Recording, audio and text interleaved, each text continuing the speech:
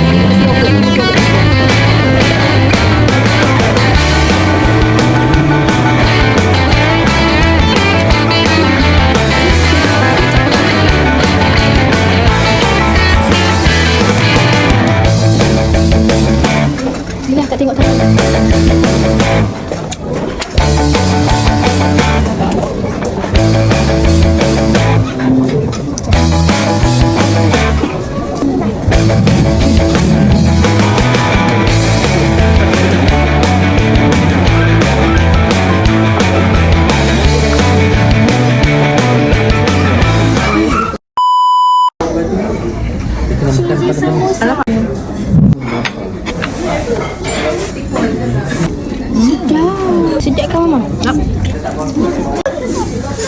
Panjangnya.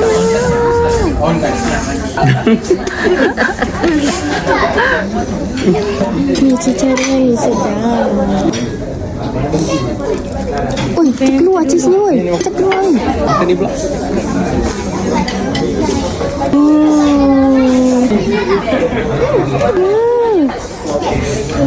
Oi, dia tak balik. Ya Allah. Okey, makan abang. Sedap. Tolong. Woi, ni nak sampai nak tercekik dah. Kenapa? 180. Special shawarma.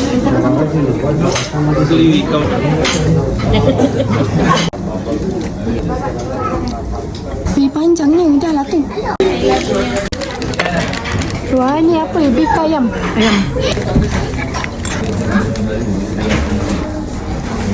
Ayam apa Amal? Banana mango kiwi. Wow.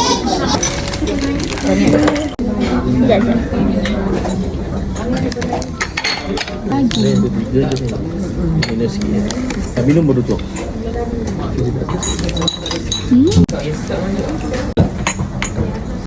Ambil shawarma. Tak lihat banyak-banyak.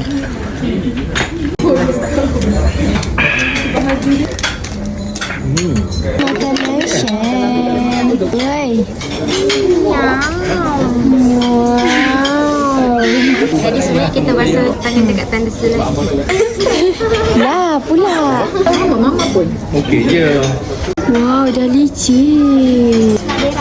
Loh, nak berak pula. Tak apa, dekat je. Nanti lah. Okey. Terima kasih Mama. Sama-sama. Terima Nadia. Birthday Nadia. Ini. Kenapa Mai? Kenapa tak naik tangga? Mana tangga dia? Tiba-tiba turun satu tingkat naik. Tangga. Mana Abah? Apa dah hilang? Apa dah turun? Lambat sangat. Nyau. Ini lah buat. Dah masuk. Tak gambar. Tak sampai dah tangan ni. Dah. Kita tak ada tingkat. Tadi kita naik. Jadi kita terbayar ke? This is the side.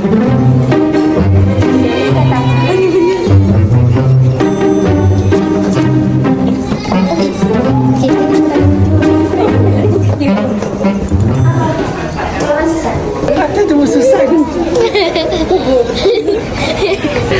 Awak dah jalan ke depan tengok mana ni?